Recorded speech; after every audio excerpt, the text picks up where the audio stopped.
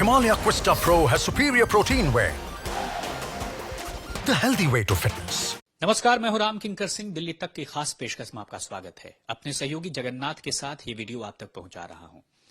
Standing committee के 18 सदस्यों का चुनाव बहुत कांटे की टक्कर है।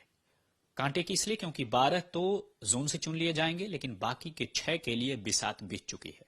सबने अपनी अपनी चालें चल दी हैं, लेकिन सबकी नजर सिर्फ और सिर्फ है कांग्रेस के 9 और निर्दलीय 2 प्रत्याशियों पर। क्या वो उस वह दिन रहेंगे सदन में जब वोटिंग होगा, या फिर गैर हाजिर रहेंगे, या फिर वोट में क्रॉस वोटिंग करेंगे, क्योंकि यहां पर व्हिप तो होता नहीं है। तो ऐसे में कौन किसको वोट करेगा, और वो जिधर वोट करेंगे उधर का ही पलड़ा भारी होगा। ऐसे में सबकी नजर कांग्रेस और निर्दलीय प्रत्याशियों पर लगी हुई है, जो कि जीत कर चुनाव आ चुके हैं। अब सवाल यही है कि 6 सदस्यों के लिए क्या बिसात बिछी है। तो 4 सीटों पर आम आदमी पार्टी ने अपने उम्मीदवार उतारे हैं, 3 सीटों पर बीजेपी ने उम्मीदवार उतारे हैं, और 1 सीट के लिए बहुत कांटे की टक्कर कही जा रही है। लेकिन माना जा रहा है कि 6 में से तकरीबन 5 तो आम आदमी पार्टी के ही आएंगे और बीजेपी के 1-2 हो सकते हैं।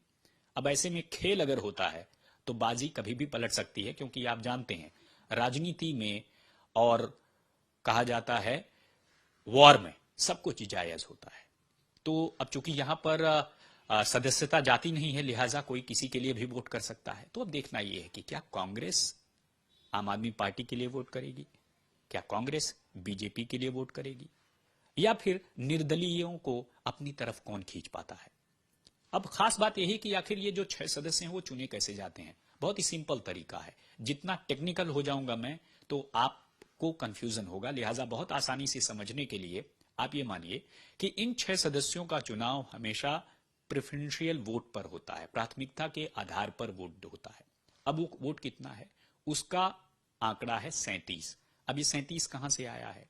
टोटल 250 लोग चुनकर जो आते हैं वही जो है यहां पर वोट करते हैं, और यही वजह है कि जो प्रेफरेंशियल वोट होता है 250 में से वह 7वें हिस्से का 1 ज्यादा होता है। तो अगर आप 250 में 7 से भाग दीजिएगा तो 35 दशमलव कुछ आएगा, यानी 36 होगा, और 36 में अगर 1 ज्यादा करेंगे तो प्रेफरेंशियल वोट 37 हुआ, यानी प्राथमिकता का जो वोट है वो 37 हुआ। अब आपके पास जो सीटें हैं वो तकरीबन 134 हैं, लेकिन प्रेफरेंशियल वोट कितना हुआ?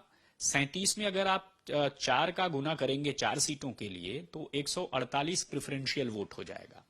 अगर आम आदमी पार्टी की अगर आप बात बीजेपी की अगर आप बात करेंगे तो 105 सीटें हैं, 3 सीटों के लिए इनका करीब 111 प्रेफरेंशियल वोट हो जाएगा। तो अब सवाल यही है कि बहुमत आएगा कहां से और बाकी कहां से सदस्य लाएंगे। यही वजह है कि हर कोई आम आदमी पार्टी कांग्रेस की तरफ देख रही है, निर्दलीय की तरफ देख रही है, बीजेपी कांग्रेस की तरफ देख रही है, निर्दलीय की तरफ देख रही है।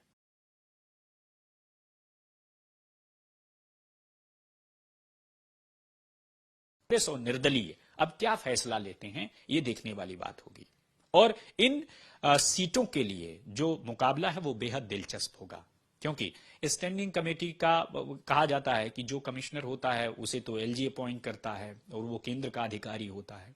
लेकिन अगर स्टैंडिंग कमेटी का चेयरमैन के साथ साथ सदस्यों का भी अगर बहुमत से आता है तो उसी पार्टी का ही वहां पर दबदबा रहता है। क्या है कि दरअसल दिल्ली नगर निगम की फिनांस मिनिस्ट्री होती है अस्थाई समिति, और अस्थाई समिति की जो बैठक होती है वो हर हफ्ते में होती है, और साथ ही साथ जो सदन की बैठक होती है वह मेयर बुलाता है और उसके लिए वक्त और तारीख निश्चित करता है। लेकिन हर हफ्ते जो है स्थायी समिति की बैठक होती है, उसमें चुने हुए पार्षद प्रस्ताव लाते हैं, उस प्रस्ताव को देखा जाता है, बहस किया जाता है, फिर सदन में उस प्रस्ताव को लाया जाता है और उसके बाद से उस पर आगे की कार्रवाई होती है। तो मेरे इस वीडियो में बस इतना ही। बने रहिएगा दिल्ली तक के साथ, फिर हाजिर होंगे एक नए वीडियो के साथ। तब तक आप मुझे दीजिए इजाजत। धन्यवाद।